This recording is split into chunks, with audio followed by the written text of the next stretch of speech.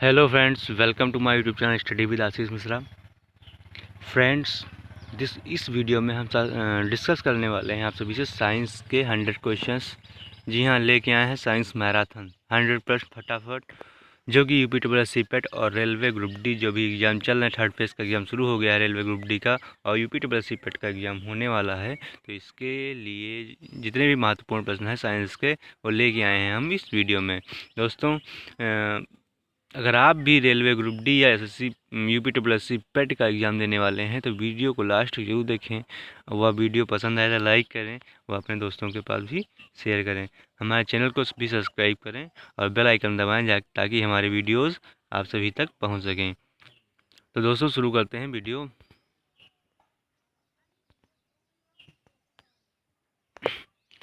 यहाँ पे पहला प्रश्न दिया हुआ है कि निम्नलिखित में से कौन सी गैस रक्त की ऑक्सीजन धारण शक्ति को घटा देती है। तो इसका जो राइट आंसर ऑप्शन डी हो जाएगा, CO। दूसरा प्रश्न है, कौन सा ऊतक किसी भी शारीरिक या रासायनिक क्षत से शरीर की सुरक्षा की पहली पंक्ति के रूप में कार्य करता है। तो उपकला ऊतक आंसर हो जाएगा। अग्निशमन यंत्र में बोतल में रखे शांत सल्फ्यूरिक अम्ल के साथ निम्न में से किसका शांत विलयन रखा जाता है। तो सोडियम बाइकार्बोनेट का रखा जाता है।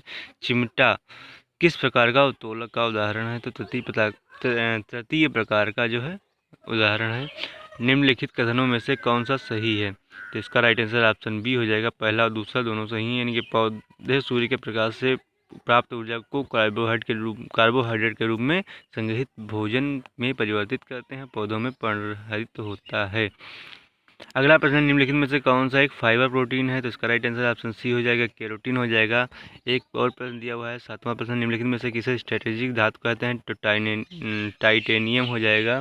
अगला प्रश्न है, लोहे में जंग लगने के लिए निम्नलिखित में से किसकी उपस्थिति अनिवार्य है। तो फर्स्ट और सेकंड दोनों की अनिवार्य है। पानी भी और ऑक्सीजन की। अच्छे उत्सर्जक अच्छे अवशोषक होते हैं। यह नियम किसका है। तो किरचॉफ का नियम है। दोस्तों, हम वीडियो इसमें जल्दी जल्दी प्रश्न बताएंगे। प्रश्न ज़्यादा हैं, समय कम है, क्योंकि और आप लोगों को भी कम समय में ज़्यादा तैयारी करनी है, तो इसलिए हम फटाफट कर रहे हैं। वीडियो स्किप मत करिएगा और जहाँ पे समझना है पॉज कर दीजिएगा वीडियो को, कोई दिक्कत नहीं है। अगला प्रश्न है कि 100 डिग्री सेल्सियस पर वाष्प पानी की तुलना में ज़्यादा तीव्र ज्वलनशील होता है, क्यों। वाष्प अधिक ऊष्मा प्रस्तुत करता है। ऑप्शन सी सही हो जाएगा। मलेरिया परजीवी था अमीबा को किस श्रेणी में रखा गया है। तो इसका राइट आंसर ऑप्शन ए हो जाएगा, प्रोटोजोआ। पौधों और जंतुओं के बीच की योजक कड़ी के रूप में किसे जाना जाता है। तो यूग्लिना आंसर हो जाएगा, ऑप्शन बी। आहार नली में अंगों द्वारा स्रावित कौन सा रस वसा के पाचन में महत्वपूर्ण भूमिका निभाता है। तो इसका राइट आंसर ऑप्शन सी हो जाएगा, पित्त रस या अग्न्याशयी रस। किसी तत्व की परमाणु संख्या किसे संदर्भित करती है। तो प्रोटॉनों की संख्या को यहाँ पे सम्मिलित करना है, जिसका कूट भाषा दिया गया है। तो इसका जो राइट आंसर ऑप्शन बी हो जाएगा, caustic soda 1 2 3 4। Caustic soda sodium hydroxide, मतलब जो जिसके सामने दिया सही दिया लिखा है। अगला प्रश्न, जब किसी जल की कठोरता उबालने से दूर हो जाए तो कठोरता की प्रक्रिया कहलाती है, अस्थायी कहलाती है। पॉलीविलायन क्लोराइड का उपयोग किया जाता है उपरोक्त सभी में। निम्नलिखित में से कौन सा भौतिक परिवर्तन का उदाहरण। दिए गए सभी विकल्प, कागज का कटना, पेड़ का कटना और जल का बर्फ बनना। स्पष्ट प्रतिध्वनि सुनने के लिए मूलध्वनि तथा परावर्तित ध्वनि के बीच कम से कम समयांतराल कितना होना चाहिए। तो 2 सेकंड का होना चाहिए, 0.1 सेकंड का होना चाहिए। ऑप्शन बी सही हो जाएगा। निम्न में से किस ध्वनि तरंग में तरंगदैर्घ्य सर्वाधिक होती है। तो ऑप्शन ए सही हो जाएगा, 100 हर्ट्ज की आवृत्ति वाली तरंग में। निम्नलिखित का मिलान करना है, यहाँ पे दिया हुआ है, कोड्स दिया गया है। तो इसका जो राइट आंसर ऑप्शन सी हो जाएगा, P third, Q second, R first और S फोर्थ। इंद्रधनुष किस कारण से बनते हैं। तो अपवर्तन और परावर्तन के कारण इंद्रधनुष बनते हैं। पेट या शरीर के आंतरिक अंगों के अन्वेषण के लिए प्रयुक्त तकनीकी एंडोस्कोपी आधारित है। किस पर आधारित है। तो इसका राइट आंसर ऑप्शन ए हो जाएगा, पूर्ण आंतरिक परावर्तन परिघटना पर। निम्नलिखित में से कौन सा युग्म सम्मिलित नहीं है। तो इसका राइट आंसर ऑप्शन डी हो जाएगा, जे पार्किंस पेनिसिलिन की खोज की थी। तो ये गलत है। मुख्य रूप से निलंबित चुंबक की दिशा की ओर संकेत करते हैं। तो उत्तर और दक्षिण की दिशा की ओर संकेत करते हैं। इसमें से कुछ प्रश्न ऐसे भी हैं जो कि ग्रुप डी एग्जाम में जो 2 से फेस का एग्ज़ाम हुआ है तो उसमें पूछे भी जा चुके हैं। तो और कुछ प्रश्न हैं जो हो सकता है कि आगे पूछे जाएँ, इसलिए बहुत ही महत्वपूर्ण प्रश्न है, आखिरी तक देखिएगा। अगला प्रश्न 26वां कि निम्नलिखित का सही उत्तर के साथ मिलान करना है। यहाँ पे कोड दिया गया है, तो पहला डी हो जाएगा, दूसरा फर्स्ट, तीसरा सी और चौथा बी, यानी कि ऑप्शन ए सही हो जाएगा। अगला प्रश्न है कंपकपी के साथ तेज बुखार जिसका इलाज सिनकोना पेड़ की छाल से किया जाता है, तो मलेरिया हो जाएगा। अगला प्रश्न है कि निम्नलिखित में से कौन सा पौधा अत्यंत खारी परिस्थितियों में जीवित रह सकता है, तो इसका राइट आंसर ऑप्शन बी हो जाएगा।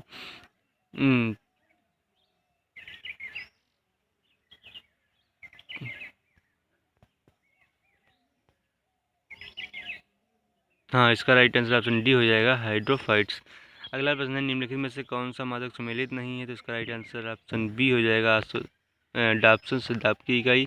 अगला प्रश्न है 1 माइक्रोमीटर किसके बराबर होता है, तो 10⁻⁻6 माइक्रोन के बराबर होता है, ऑप्शन ए सही हो जाएगा। पहले का दूसरे में मिलान करना है यहाँ पे, तो इसका राइट आंसर ऑप्शन ए हो जाएगा, पहला थर्ड, दूसरा फोर्थ, तीसरा फर्स्ट और चौथा दूसरा। पौधों की लंबाई में वृद्धि के लिए आवश्यक नहीं, सोडियम आवश्यक नहीं है। ऑक्सीजन के से संबंधित कौन सा कथन सही है, तो उपयुक्त सभी कथन जो हैं सही हैं। अगला प्रश्न है सूची फर्स्ट को सूची सेकंड के साथ सुमेलित करना है, तो ऑप्शन सी सही हो जाएगा।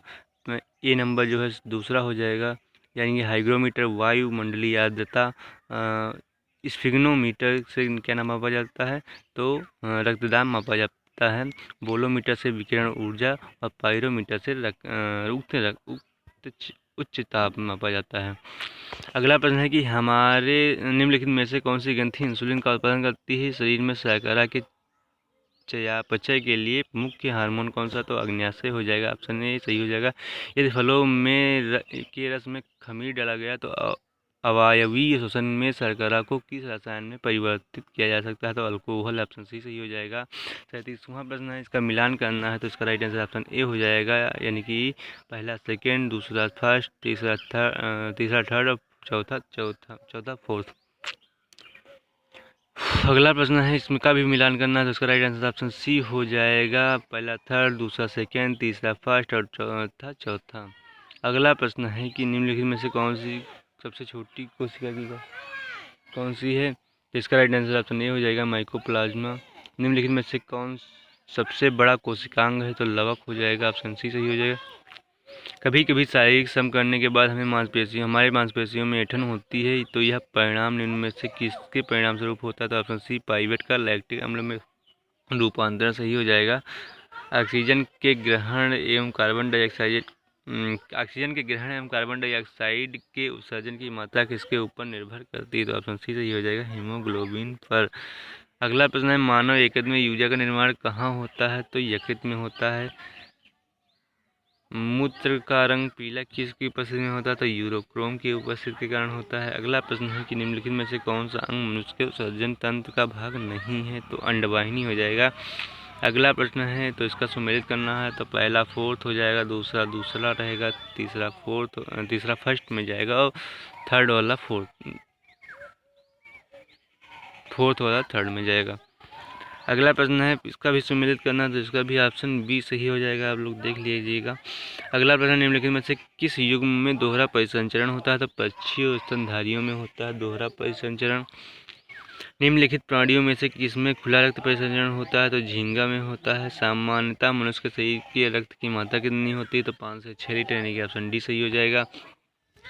गुरुत्वाकर्षण जी का मान किस पर निर्भर नहीं करता है, तो पृथ्वी से गिरने वाली वस्तु के द्रव्यमान m पर।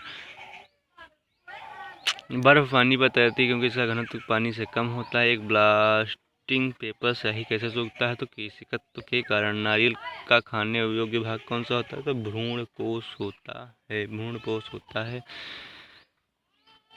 अगला प्रश्न है कि अब स्तंभ मूल पाई जाती है, कहाँ पाई जाती है? तो गन्ने में।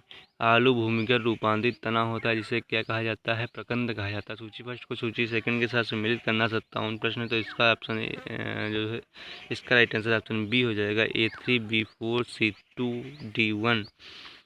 आवर्त सारणी में सबसे हल्का तत्व कौन सा होता है? तो लिथियम होता है, याद रखिएगा, क्योंकि आवर्त सारणी से बहुत सारे प्रश्न दोनों फेसों में पूछे गए हैं।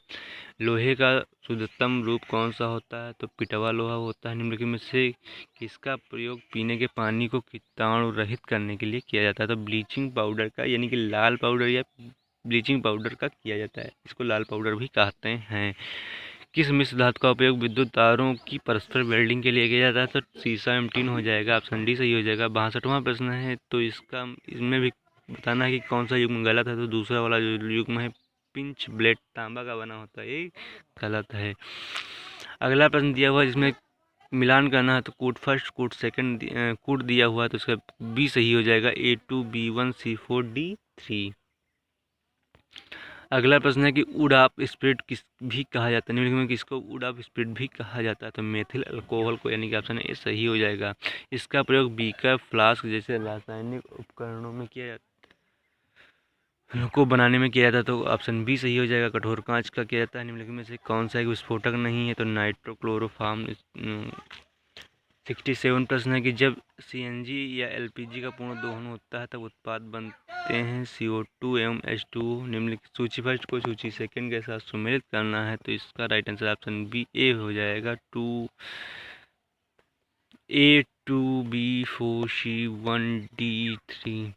अगला फिर सम्मिलित करना है, तो इसका राइट आंसर ऑप्शन बी हो जाएगा, A2, यानी कि हल्दी। हल्दी का प्रयोग किस में किया जाता है? घाव भरने में किया जाता है। B3 यानी सौंफ का स्वस्थ पेट के लिए किया जाता है। C4 लौंग का दांत दर्द के लिए, और तुलसी का प्रयोग इम्यूनिटी बूस्टर के रूप में प्रयोग होता है। अगला प्रश्न है, निम्नलिखित में से कौन में न्यूटन का कौन सा गति का नियम है जो दीवार पर फेंका हुआ गेंद टकराकर वापस लौटता है के संदर्भ में व्याख्या प्रदान करता है? तो तीसरा गति का नियम हो जाएगा। कारों के ब्रेकिंग पैड में के गुण का उपयोग किया जाता है, तो घर्षण का सकारात्मक प्रभाव, यानी कि ऑप्शन डी सही हो जाएगा। निम्नलिखित में से किस सिद्धांत के अनुसार कोई रॉकेट अंतरिक्ष में कार्य करता है? तो संवेग संरक्षण का सिद्धांत के अंतर्गत। अगला प्रश्न, इनमें से कौन सूर्य के प्रकाश को सीधे विद्युत ऊर्जा में परिवर्तित कर देता है? सोलर सेल, यानी कि ऑप्शन बी सही हो जाएगा। दो रेल पटरियों के मध्य जोड़ पर एक छोटा सा स्थान क्यों छोड़ा जाता है? तो क्योंकि धातु गर्म करने पर फैलती है और ठंडी होने पर संकुचित होती है। ऑप्शन बी सही हो जाएगा। अगला प्रश्न 75वां प्रश्न है कि कौन सा कथन सत्य है? तो ऑप्शन डी सत्य है, सर्दियों की तुलना में गर्मियों में अधिक होता है क्या? ये जो 74वां प्रश्न दिया है उसी से रिलेटेड 75वां प्रश्न भी है। वाहनों में अपनी व्यापक दृष्टि के लिए कौन सा दर्पण पीछे देखने के रूप में प्रयोग किया जाता है? तो उत्तल दर्पण का प्रयोग किया जाता है।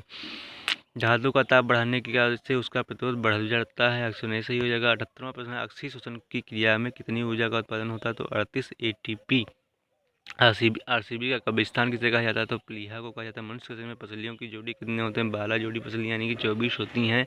पेशियों को अस्थि से जोड़ने वाली संरचना क्या कहलाती है? तो कंडरा कहलाती है, ऑप्शन बी सही हो जाएगा। निम्नलिखित में से कौन सा अस्थि संधि का एक प्रकार नहीं है? तो ऑप्शन डी हो जाएगा, फीमर, क्योंकि फीमर में एक को भी, फीमर कौन सी हड्डी होती है? जांग की हड्डी होती है, तो इसमें एक भी जोड़ नहीं होते पूरी। मानव शरीर में मौजूद सबसे पतली हड्डी का नाम फिबुला हड्डी होता है, कहाँ पाई जाती है? कमेंट बॉक्स में आप सभी को बताना है।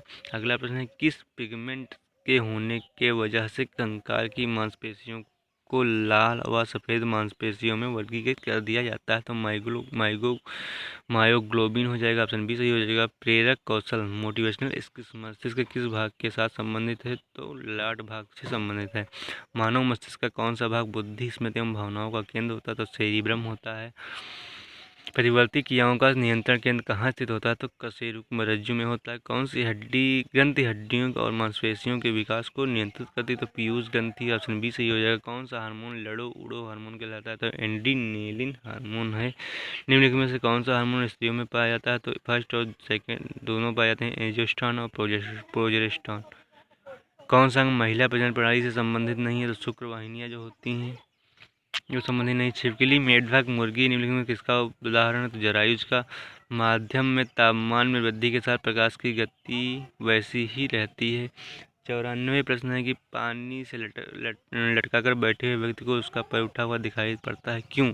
अपवर्तन के कारण, यानी कि ऑप्शन ए सही हो जाएगा।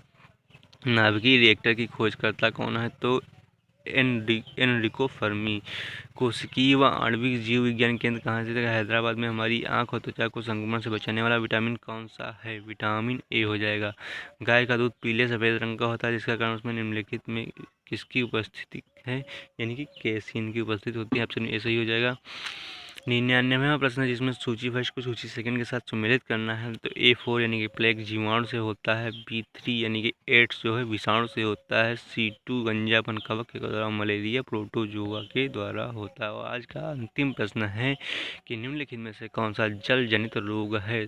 तो जल जनित रोग कौन सा होता है? हैजा होता है। जो हैजा होता है अशुद्ध जल पीने के कारण होता है। दोस्तों ये टॉप 100 प्रश्न है, जिसमें से कुछ प्रश्न भी जो फेस का एग्जाम हुआ जो रेलवे ग्रुप डी का, उसमें पूछे गए हैं। कुछ प्रश्न हैं जो पूछे जा सकते हैं और UPSC पेट में भी पूछे जा सकते हैं। दोस्तों वीडियो पसंद है और तो लाइक करें, मेरे चैनल को सब्सक्राइब करें, अपने दोस्तों के पास भी वीडियो को शेयर करें।